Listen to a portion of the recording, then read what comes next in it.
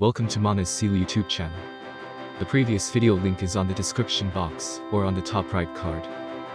Volume 16, The Half-Elf Godkin.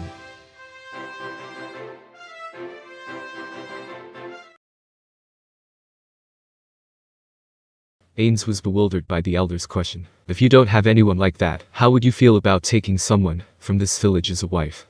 When he passed his gaze over them, there were no dark elves directing negative emotions toward him. On the contrary, the colors of expectation were in the eyes of the dark elf women. And it was not as if they were being sacrificed for the sake of the village. There were even people directing favorable smiles at him. It wasn't as if Ainz was particularly knowledgeable about women. On the contrary, he didn't understand a single thing about them. However, even then, he was confident that the smiles the women had on their faces weren't fake. No, I will decline. The truth is, there are quite a lot of women who have approached me favorably, you see. It really is quite a problem, you know. Haha. Shaken by an attack from an unexpected direction, his way of speaking became a little confused. However, the elder didn't appear to be particularly worried about it. I'm sure it is. If it were a gentleman with outstanding abilities such as yourself, there would be many ladies who would hold affection for him. It seemed that one's attraction to another changed with the level of one's combat ability. It was the same as it was in human societies. No, when looking at the attitude of the women, that tendency might be stronger in places like this, with danger all around them. But there were signs that the women seemed to have accepted his excuse just now. This should probably be the last thing he said.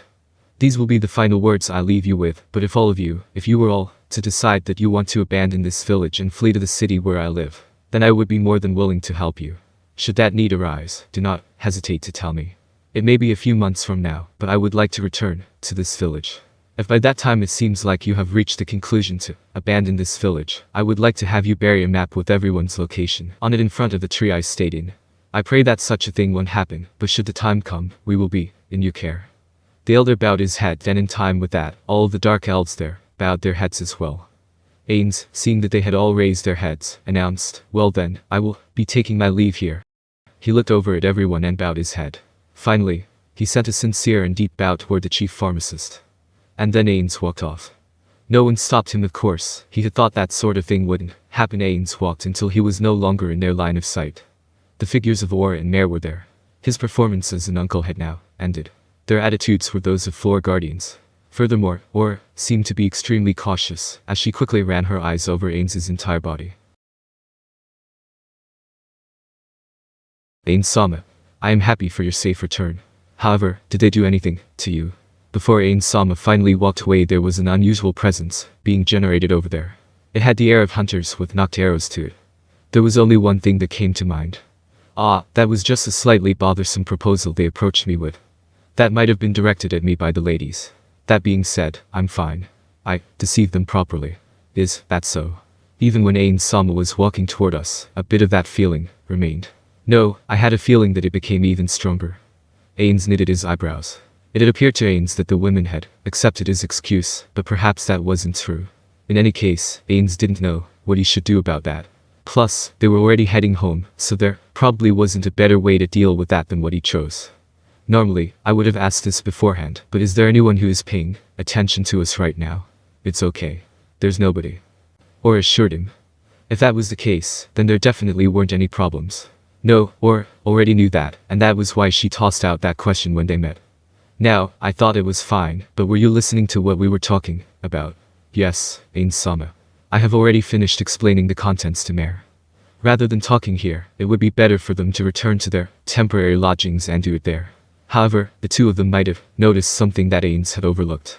Depending on what it was, and, while it would be a little embarrassing, it might be better to return to that place and participate in the meeting one more time.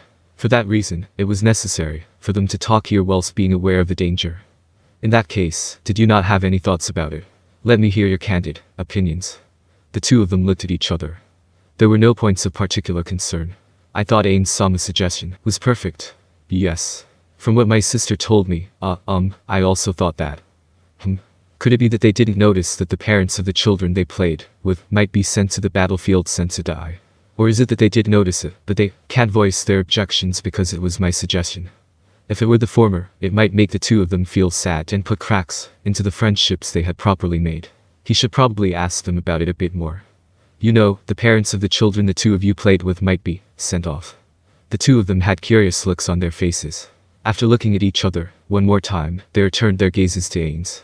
It was Aura who spoke as their representative. That's right. Is there something wrong with that? Her expression said that she was sincerely curious. Is there something bad about that? No, nothing at all. He couldn't ask them how they could make those sorts of expressions. All that he could think was just that a friendship hadn't been born after all. Or is it that, just as my friends prioritize the real world, these two are prioritizing Nazarick? If so, then what's the right thing for me to do? While Ainz was not sure what to do, Aura cupped her hand behind her ear. The motion of her trying to hear distant sounds better. Maybe some important topic had come out over there. Ainz was silent so as to not get in Aura's way. Ainz-sama. It seems the subject of Ainz-sama has come up over there. Could you let me hear what kind of things they're talking about? Yes. Generally, they're saying things like this. Aura slightly changed the tone of her voice, although she wasn't very good at it, and let him listen. Why did you decide to keep it a secret that it was his suggestion? Because the country he lives in is close to the human country. If the human country were to learn the truth that he stated that opinion here, it might cause trouble for him in the future, don't you think? The chance of that happening, is that what the elder is thinking about? I don't know. However, isn't it a matter of fact that we should do it so that something that could cause him trouble didn't occur? All the other villagers agreed with this and decided to keep it a secret. I see. Thank you, Or. The fact that Ainz-sama led them to this decision, wouldn't be leaked, right? He didn't have any particular memory of leading them to it, and he felt a desire to ask Mare why he thought he had led them to it. All Ainz had done was make a suggestion, but more important than that was the following. So long as there is mind control magic, if we want to perfectly avoid information leaks, it will be necessary to kill them. Are we going to kill them? No, we won't. I feel there is no merit in doing so. No, should I put it like this? There are no demerits in the theocracy finding out, because the theocracy is virtually an enemy nation. It's not like I particularly want to deepen our ties to them, and supporting the enemy of your enemy is an obvious thing to do. No, that itself has merit to it. I had a false appearance and name. We'll have the theocracy spend their efforts on useless things. Ainz stole a glance at the twins' attitudes there. However, I suppose it's too bad. If the theocracy had directly attacked this village, we really could have gotten a lot more benefit out of it. After the twins looked at each other and made curious expressions, Mare tossed out a question. Ainz-sama. Why didn't you make them attack the village? We should have killed the theocracy's soldiers, while disguised as dark elves and drawn them this way, shouldn't we? He was exactly right. The benefits to Nazarick should be greater by doing things that way. Even Ainz understood that much. It wouldn't have been hard to accomplish by causing MPKs. In spite of that, the reason they hadn't done that was because I didn't want to. Life in this village had been unexpectedly fun. Setting fire to this kind of village, with his own hands, felt distasteful to him for some reason or another. That would be a very natural feeling to have. Nobody would want to do something they didn't want to do. However, that was an absolutely unforgivable excuse as the absolute ruler of the great underground tomb of Nazarick. The one who was the head of an organization should prioritize the benefits of the organization. In spite of that, he had prioritized his own feelings. In a sense, this might even be considered a betrayal of Nazarick. So I told them to make friends, but I'm the one who enjoyed it the most. Is that how things ended up? It would be bad if he wasn't careful so that he could prevent this kind of thing from happening again in the future. Ainz had to think and act with the benefit of the great underground tomb of Nazarick as his priority. That was his duty as the sole remaining guild leader, and his role as the leader of the NPCs. Swearing that in his heart, he was lost as to how he should answer Mare's question. He should probably apologize because he had honestly been naive. That's right. I also considered that. If it were to obtain benefits for Nazarick, that's what I should have done. Yet in spite of that, I didn't do it because I was naive. That was improper of me as the ruler of Nazarick. I will strive so that this sort of thing never happens again. The two of them were googly-eyed. No. It's nothing like that. That's right. Everything Ainz-sama does is correct. While the two of them were comforting him, they had arrived at their borrowed elf tree. Once they collected the things they had left there, their preparations for withdrawal would be complete. Since they originally had hardly any luggage, they finished right away and carried their luggage outside. There, Or lifted up her face.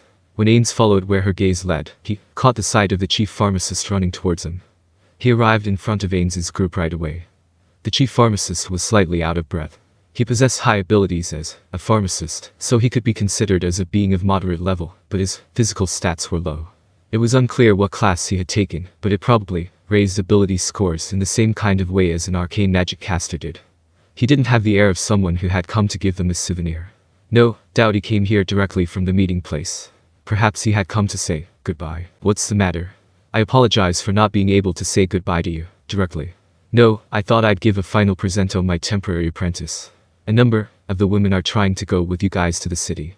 I know because I saw them dashing off to their own homes. If you really don't want to deal with that, you'd best hurry out of the village. What? What do you mean, what? They probably don't intend to leech off you, but jumping into an unknown place, they'll beg for you're the only one they can depend on aid, probably as a tactic to slowly close the distance between you. Incidentally, if you can support them, our way of thought is that polygamy or polyandry aren't really a problem. They're probably thinking that it wouldn't be too bad to reunite our separated tribes with you as the intermediary. And if the other tribes find out about this too, well, I'm on your side, so you get what I'm trying to say, right? This was bad. If they made contact with his body, his true form would be found out. He couldn't guarantee that the women wouldn't make those kinds of moves. The elves regarded the undead as enemies. That was the same for the dark elves. Until Ainz had completely won over the dark elves, he couldn't allow them to know his true form. When he took placing the dark elves under his rule into account, he absolutely couldn't harm the women of the advanced party. What? You didn't even imagine that it would come to this? Not even this much. Come on now, are you serious? A guy as quick-witted as you. Perhaps you did think this might happen, but you didn't think they would put it into action this quickly, or something. Oh, come on. Be grateful I came to warn you, okay? There was only one measure Ainz could take. Let's go, you two. We're going on a little run. Well then, temporary master. And that was to just run away. Having barely finished his goodbye, the three of them slipped past the chief pharmacist and jogged off. They immediately entered the forest, but they didn't stop. Naturally, they ran, until they reached a point where they believed they could no longer be pursued. And finally stopped. We're okay. There are no signs of any pursuers. So then, are we returning to Nazareth from here? Ainz, the sign of relief appearing on his face, grinned broadly at Orr's question. Of course, his actual expression didn't move an inch, or rather, he wasn't even controlling his illusion. We won't do that. Returning to Nazareth, assembling troops, and taking action isn't a bad idea, but I don't want to waste this perfect opportunity. The three of us, a select few, are going to carry out the strategy that Punido-Mo-Sen taught me in the past. Well, what might that be? Mare asked, his eyes sparkling. Ainz was a bit happy. If Mare had taken an attitude of whoop-dee-doo here, his enthusiasm would have diminished. Ainz answered boastfully. Strictly speaking, it's a little different, but we're kill-stealing.